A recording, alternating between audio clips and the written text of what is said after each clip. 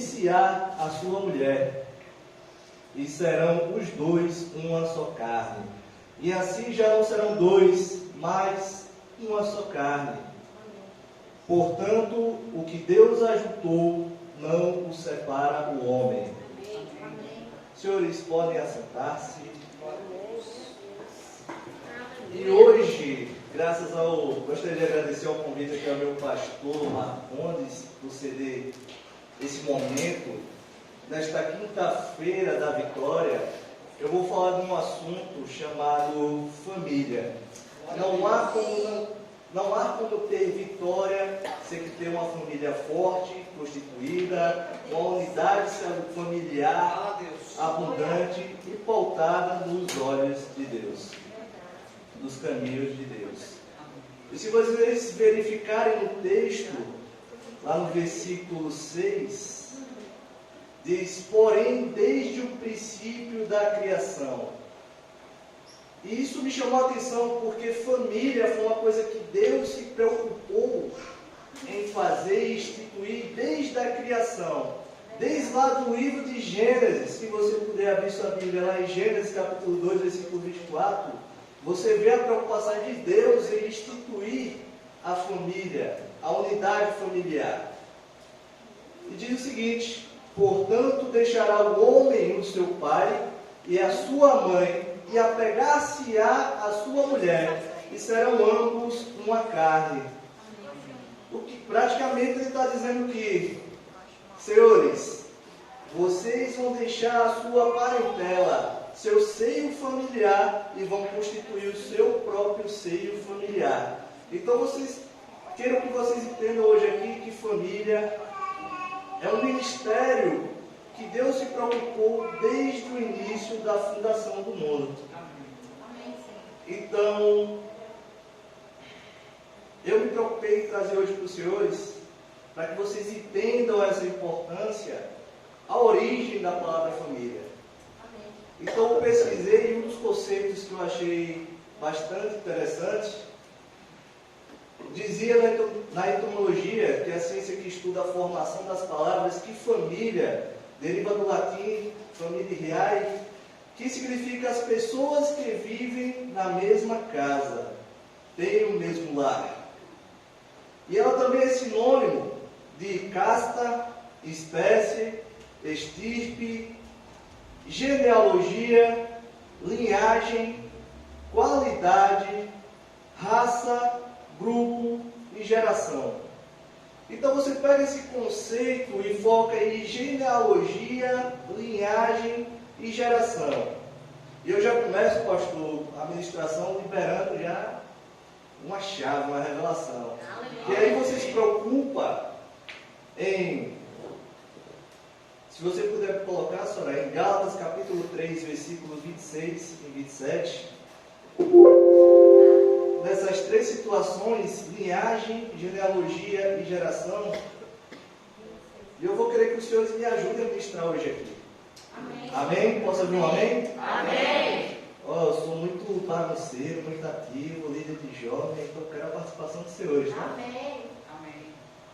E diz o seguinte, vamos ler comigo: porque todos sois filhos de Deus pela fé em Cristo Jesus. Amém! 27. Porque todos quantos fostes batizados em Cristo, já vos revestistes de Cristo. Por favor, vocês. Então, se os senhores perceberem, porque todos sois filhos de Deus pela fé em Cristo. Ué, se eu sou filho de Deus pela fé, eu faço parte de sua genealogia. Amém. Tenho parte em sua família. Amém. Aí é a primeira revelação que eu trago para os senhores. Se nós temos parte da família de Cristo e fazemos parte de sua genealogia, nós somos sim herdeiros. Aleluia. Então, quando nós vamos lá para Romanos, capítulo 8, versículo 17, nós temos essa confirmação. E eu peço mais uma vez que os senhores leiam comigo. E se nós somos filhos, somos logo herdeiros. verdadeiramente herdeiros de Deus e co-herdeiros, de Cristo, se é certo que com ele padeçamos, para que também com ele sejamos glorificados. aleluia, glória a Deus, Então, senhores, aqui não é show do milhão do Silvio Santos, mas é chuva de revelações, senhores. Então, o que eu quero dizer para os senhores hoje? Família é uma instituição que Deus se preocupou desde a origem da criação do mundo, desde a criação da sua obra mais perfeita, que somos nós. E que nós somos herdeiros de Deus. Aí você pergunta assim, irmão Ribeiro, se nós somos herdeiros de Deus, somos, por genealogia, fazemos parte de sua genealogia, e assim temos parte de sua família, e somos herdeiros, mas Deus criou todas as coisas. Ele comanda todas as coisas, Ele pode todas as coisas. Irmão, se você é herdeiro, você também pode todas as coisas. amém, eu creio, Você, irmão, quero que você saia daqui hoje, batendo no seu peito dizendo, eu sou filho do dono. amém, Realmente, você é filho do dono de todas as coisas. Você também pode todas as coisas. amém, Então, deve ser por isso que lá em Gênesis, no capítulo 1, versículo 28, vocês vão perceber que Deus dá uma ordem para que seja constituída a família. E fala o seguinte, e Deus os abençoou, e Deus lhe disse, frutificai e multiplicai-vos, e enchei a terra e sujeitai-a, e dominai sobre os peixes do mar, e sobre as aves do céu, e sobre todo o animal que se move à terra. Senhores, para mim deixar claro aqui o texto, que você, já que você é co-herdeiro em Cristo e herdeiro diretamente de Deus pela fé, amém, que você é dono de todas as coisas. Ele diz ali, dominai sobre todos os peixes do mar, sobre todas as aves do céu, sobre todo animal que se move pela terra. Se você continuar a leitura no 29, ele especifica mais coisas, fala sobre as sementes e as plantas. Mas o que eu quero dizer para você hoje é que lá no 28, ele diz, frutificai e multiplicai-vos.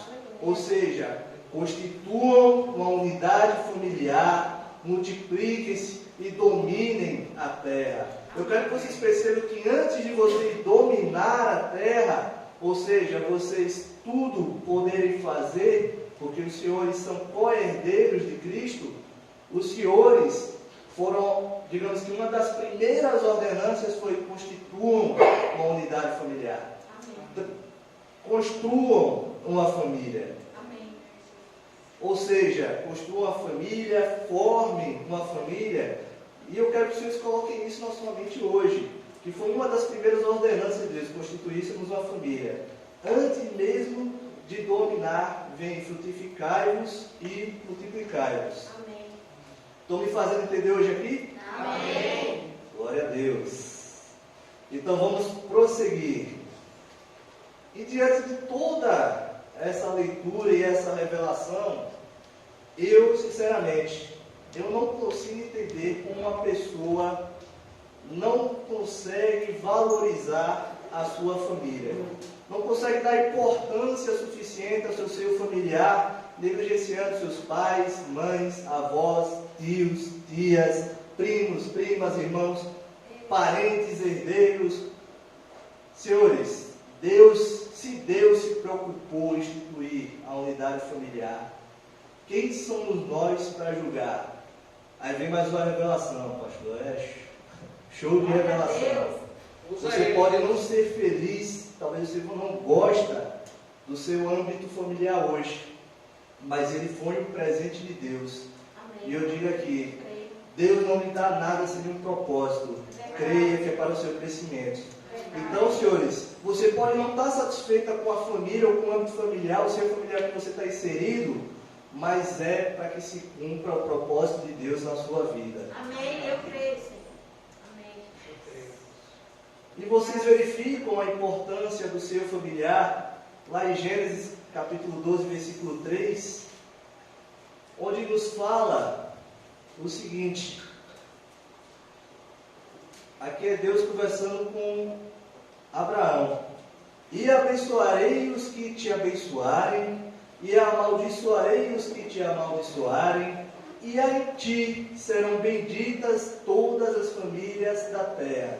Desde então ele já se preocupou em abençoar todas as famílias da terra. Amém. Então eu não entendo como a pessoa pode achar família uma coisa chula. Chula é sem crédito, desmoralizada, sem importância. E eu me preocupei em verificar, em ti todas as famílias serão benditas. Se os senhores já tiveram a curiosidade de pesquisar o significado da palavra bendito, bendito significa algo que foi alvo de bênçãos. Então o próprio Deus abençoou todas as famílias da terra. Também sinônimo, algo abençoado, algo afortunado, algo venturoso, algo generoso, algo repleto de felicidade. Então se vocês começarem a ler e dizer, e em ti todas as famílias serão bem afortunadas, e em ti sejam abençoadas todas as famílias da face da terra, em ti todas as famílias da terra serão generosas, repletas de felicidade. Então Deus se preocupou com a família desde o princípio. E como é que uma coisa tão boa que é a família, ainda tem gente que despreza, acha ruim? Pois a família é algo constituído por Deus, e a família é algo tão bom e maravilhoso que devemos cuidar desse presente. Lá em 1 Timóteo, capítulo 5, versículo 8, Deus nos traz um alerta sobre a preocupação que devemos ter com nossa família, para você ver a importância que ele dá a esse ministério familiar. Ele fala o seguinte: mas se alguém não tem cuidado dos seus, e principalmente dos da sua família, negou a fé, e é pior do que o infiel. Então, senhores, vejam o quão importante e quão deve ser valorizada a família. Se a gente já falou aqui, por que ele falou aqui a situação de negar a fé? A gente leu lá em Gálatas que somos herdeiros de filhos de Deus pela fé.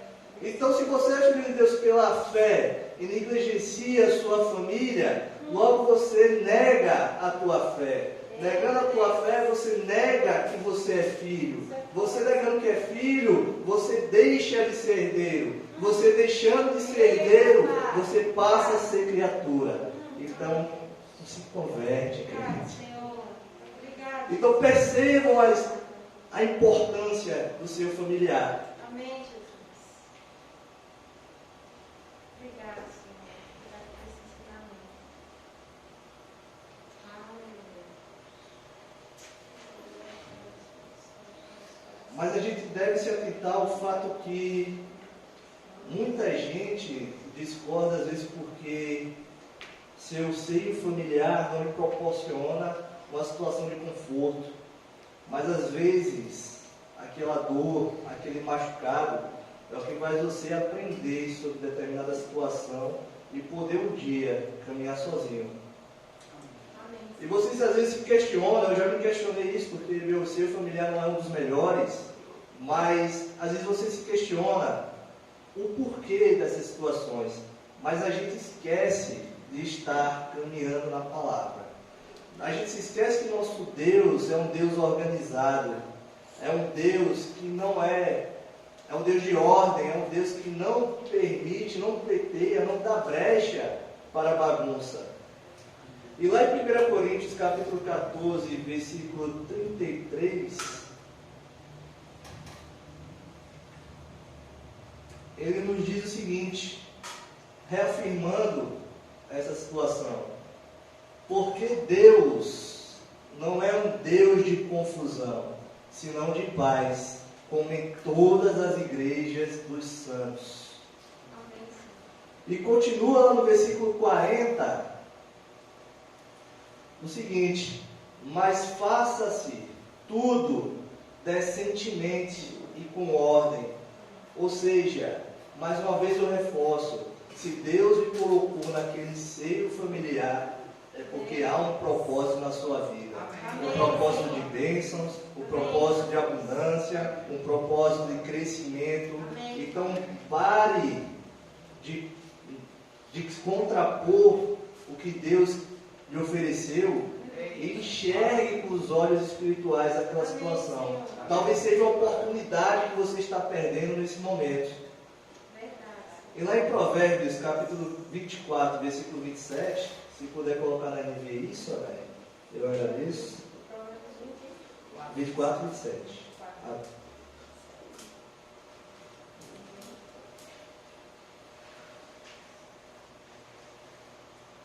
Diz o seguinte: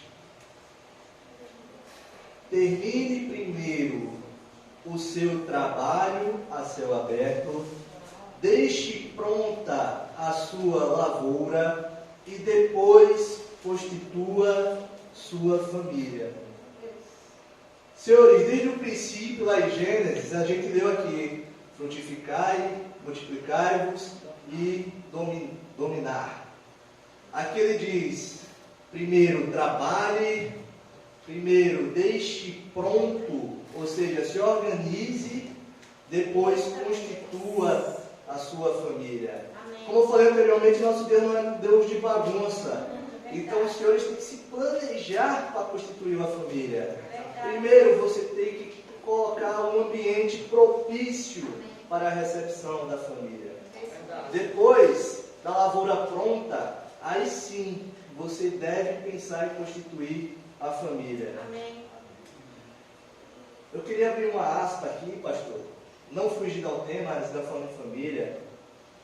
Mas uma notícia que passou no jornal, eu mal assisto hoje pela correria da rotina, mas quando eu assisto eu vejo umas bombas. Me deixou muito perplexo, quer dizer chocado, mas não pega mesmo. Muito perplexo. Que foi o seguinte: a situação de uma jovem de 11 anos que estava grávida, vítima ou não de um estupro, que solicitou o aborto em meio judicial. Isso não foge ao tema porque estamos falando da constituição de família de maneira equivocada, mas estamos falando da constituição familiar. Isso me deixou perplexo porque isso mostra a ação do inimigo na sociedade de hoje, invertendo valores familiares, valores de construção, de formação de família. E toda essa situação gerou uma situação calamitosa em meio às redes sociais, seja jornalístico, televisão, mídias, Instagram, Facebook, porque a idade em que essa jovem engravidou, com 11 anos. Mas deixaram essa situação de lado e focaram no aborto. Realmente, o aborto ficou em ênfase porque a questão era se mantinha-se a vida do feto ou não, simplesmente descartava pelo fato de ela ser uma pessoa jovem. Eu lembro que de um noticiário eu vi que uma magistrada lutou e falou assim: garota, você tem 11 anos, ok, mas você está na 22ª semana de gestação. Para quem não sabe, mais ou menos aqui fazendo uma conta rápida, 22 semanas de gestação equivale a mais ou menos 6, quase 7 meses. E o parto normal são 9.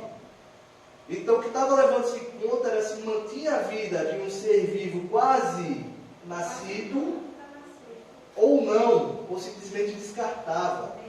E ela falou assim: você está com 22 semanas, tu consegue ficar até as 27ª, porque aí dá para fazer a cesariana e tentar salvar a criança. Mesmo que você não queira, a gente coloca ela no abrigo e futuramente uma possível adoção. Mas o que me deixou perplexo foi a negligência quanto a um presente que Deus nos deu, tão bom e maravilhoso quanto a família, que é a vida. Onde foi negligenciado todos esses aspectos e favoreceram o aborto. Eu deixei de acompanhar a notícia, eu não sei se já fez, provavelmente já fez o aborto, Mas numa situação dessa, de uma gravidez avançada, a partir da 22ª semana de gestação, para quem não conhece os procedimentos médicos do aborto, há um corte no abdômen da pessoa, depois, como se cesariana fosse, um corte no útero, há um esquartejamento do feto e em seguida a retirada, porque não há como expelir de maneira natural. Então me coloquei no lugar daquela magistrada, não me lembro se uma promotora, um advogado, uma juíza, mas que exercia a função do direito, porém, em certo ponto, tendo em vista a vida de uma futura pessoa está por vir, já teria que fazer o procedimento cirúrgico, o porquê que não fizeram. Então você começa a meditar nessa situação, nessa inversão de valores hoje na sociedade, para a constituição de uma família. Como é que uma jovem, você primeiro se pergunta, uma jovem de 11 anos, está preparada para ser mãe realmente? Então você, indo um pouco mais a fundo, você descobre que pouco se falou do cidadão chamado pai. Pouco se falou do dito cujo estuprador. Pouco se falou da outra parte. E quando você pesquisa com um pouco mais de atenção, na verdade foi uma tentativa de camuflar, sendo que a relação existente era entre dois jovens menores de idade. A suposição de que dito cujo pai tem por volta de 13 anos de idade. Então você para e anda nas ruas hoje, em escolas, você vê a modernização, a independência tão cedo dos jovens, crianças que nem chegaram à maturidade corporal ainda, e você começa a se questionar se essa situação é realmente correta. E quando você se contrapõe a essa situação, você é dito como errado, como opositor. Mas, se formos seguir ao pé da letra da lei, aos 14 anos, toda criança ou jovem com 14 anos é considerada incapaz. Então, camuflar uma situação, digamos que retirou-se uma vida em troca de camuflar e beneficiar um erro que está sendo incutido na sociedade de maneira equivocada. Mas o que eu quero trazer consigo hoje, com isso, hoje aqui, é que ter um filho, um fruto da união entre homem e mulher, também faz parte da constituição familiar. E a Bíblia faz referência aos filhos. Se vocês verificarem lá em Salmos 127, capítulo 3, Salmo 127, do 3 ao 5. Então eles são tão importantes quanto para a constituição da unidade familiar. Consolidada, rígida, forte em Cristo. Vamos ler até o 5. Eis que os filhos são herança do Senhor, e o fruto do ventre, o seu galardão. Como flechas na mão de um homem poderoso, assim são os filhos da mocidade. Bem-aventurado o homem que enche deles a sua aljava. Não serão confundidos, mas falarão com os seus inimigos à porta. Senhores, o que ele diz aqui é a importância que o filho tem para a constituição da família. Amém. Os filhos são uma bênção de Deus, e quanto mais filhos, que ele faz alusão assim, é um homem que enche deles a sua aljava é aquele suporte de couro de um arqueiro com as suas flechas. Então, quanto mais filhos, mais prosperidade, mais alegria, mais abundâncias, mais momentos de felicidade com Deus. E o filho é tão importante que o próprio Deus cedeu o seu filho para salvar a vida de cada um aqui presente hoje. Amém. Então, para os senhores terem noção, se o Filho de Deus, que era justo, se fez injusto para justificar o nosso erro, Quem somos nós para retirar qualquer filho, seja de qualquer pessoa desse mundo? Por mais que ela não tivesse preparada pela pouca idade, 11 anos, mas uma família que esteja, mesmo uma família que esteja fundamentada nas promessas de Deus, não está suscetível, não está imune às tribulações. E a diferença é como você enfrenta essas tribulações. Talvez recorrer ao aborto não seria a melhor solução. Então, todos nós aqui estamos suscetíveis a erros, a tribulações. Minha família não é perfeita, a família da irmã que não é perfeita, a família dos pastores não é perfeita, mas o que define cada um de nós é a maneira porque a gente passa por essa dificuldade. Amém, Senhor. E na Bíblia nós temos diversos exemplos de famílias. Uma delas, inclusive, uma que passou por dificuldades, lá em 2 Reis, capítulo 4, versículo 3, foi a de Eliseu, a história da viúva dos azeites. Até o 7. Então disse ele: vai, pede emprestadas de todos os teus vizinhos, vasilhas vazias, não poucas. Então entra e fecha a porta sobre ti e sobre teus filhos, e deita o azeite em todas aquelas vasilhas, e põe a parte a que estiver cheia. Partiu, pois, dele e fechou a porta sobre si e sobre seus filhos, e eles lhe traziam as vasilhas, e ela as enchia. E sucedeu que, cheias que foram as vasilhas, disse a seu filho: traze-me ainda mais uma vasilha. Porém ele lhe disse: não há mais vasilha alguma. Então o azeite parou.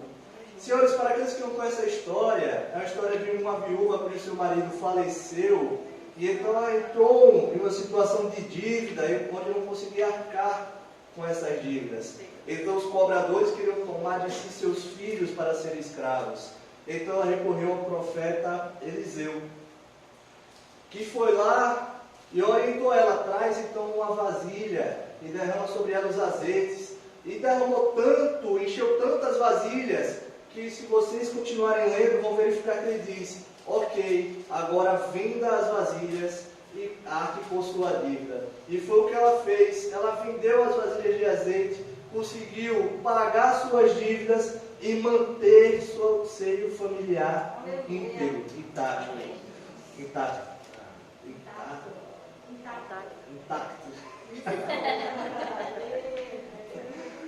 Então, para os senhores verem a importância que Deus dá à família. Ele agiu em favor daquela viúva, em favor daquela situação, para manter aquele âmbito familiar constituído. Amém, Senhor. Obrigada. Também temos a história de Josué, que renovou sua aliança em Siquém. Se você puder abrir lá em Josué, capítulo 24, versículo 15.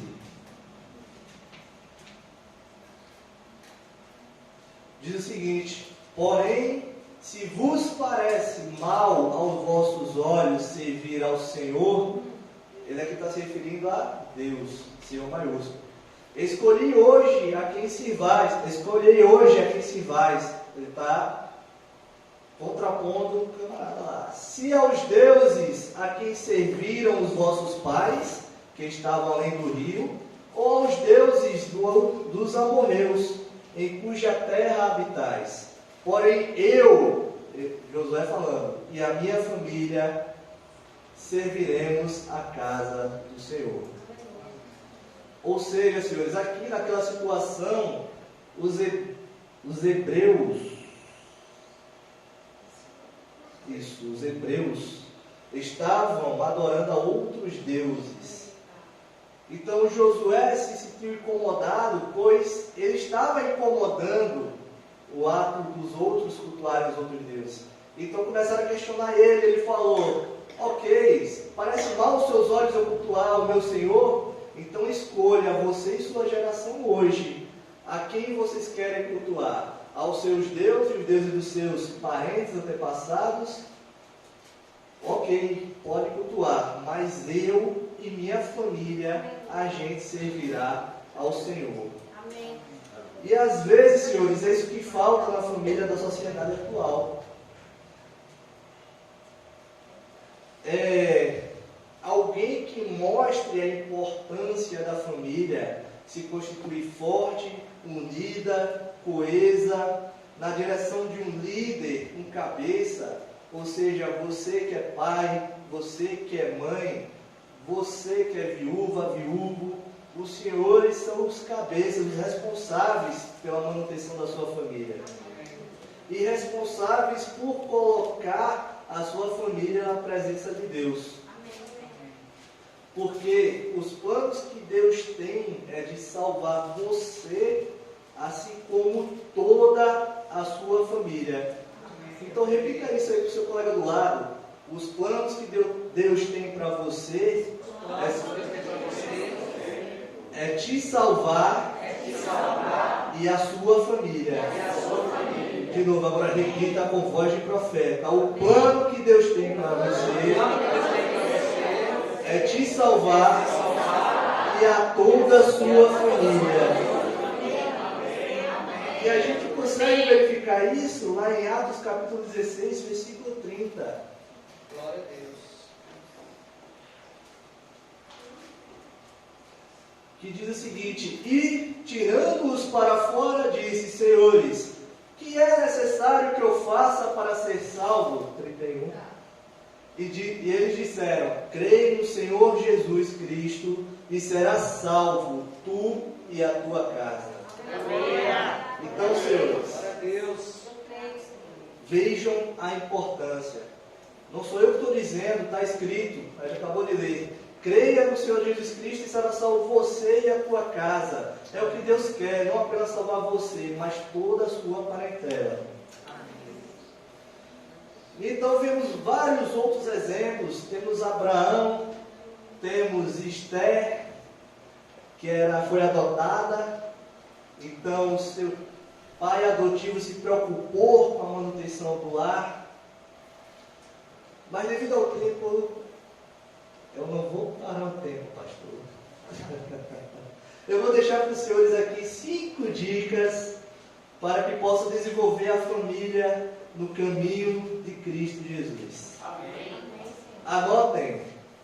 Primeira delas, orem pelas suas famílias. Amém.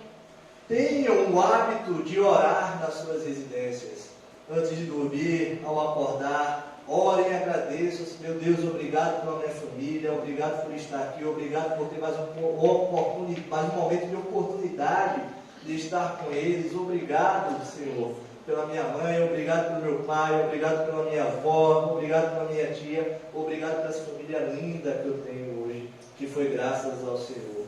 Crie uma atmosfera de paz na sua casa. Tem muitas famílias hoje que se desestruturam porque hoje o pai não sabe se relacionar com o filho. O pai xinga, o pai dá esporro, fala alto, bate. Mas crie uma atmosfera de alegria na sua casa. Vai lavar o carro, chama o seu filho: ô filho, vamos lavar o carro juntos. Bota o corrosão lá e fica lá. Mas crie uma atmosfera de alegria na sua casa. Declare palavras de bênção sobre suas famílias. Às vezes o pai chega: seu filho miserável, não vai ser nada na vida, não faz nada direito prestável. Não faça isso, senhores. Digam palavras de bênção. Meu Deus, minha família é próspera, é firme, é unida, é abundante, é maravilhosa, está nos caminhos de Deus. Cultivem esse espírito no seu seio familiar. Tenham também um tempo de qualidade com seus familiares. Eu não fui criado na seguinte situação: almoçar, fazer as refeições juntos, unidos ali. Não tive isso na minha infância, no meu crescimento, não tive isso. Isso eu me aprendi aqui com o pastor. Amém. Olha, guerreirinho, vai almoçar, jantar, sente-se à mesa. Ok. Sacava o celular. E a hora certa. Ele dizia: não, celular não, recolhe esse celular, bota dentro da caixa. Vamos orar. Eu nunca orei por uma refeição, aprendi aqui. Amém. Orar pela refeição. E quão bom e importante é isso, senhores. Juntar os filhos à mesa, o pai e a mãe, dar as mãos, orar, isso fortalece o laço familiar. Então passa a cultivar esses valores nas suas casas. Amém. E por último, caminhe com outros cristãos. Por que caminhar com outros cristãos? Porque uma das coisas mais importantes que eu aprendi nessa vida, aí que eu digo essa vida rotina, cotidiana, é que você, indiretamente, mesmo que você não queira, você é o reflexo das pessoas que você mais convive. Então, se você anda com pessoas prósperas, em ambientes prósperos e familiares prósperos, sua família certamente prosperará. Agora, se você anda com pessoas retrógradas, suas famílias ou vocês provavelmente retrocederão. Então, eu encerro por aqui, chamo o pastor Marcondes para que possa dar prosseguimento e orar pelas famílias Amém, Senhor. dessa cidade de Poços.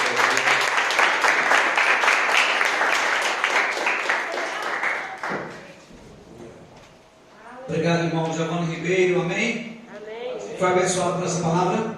Amém. Queria convidar aqui ao altar para cantar uma canção de adoração a Deus, a irmã Esther. Esther, só fala um playback aí, vem cá, vem aqui, Esther, louvar ao Senhor. Você fala um playback, você canta, eu sei que você sabe cantar, amém? Glória a Deus. Calma, não fique nervosa não. Isso,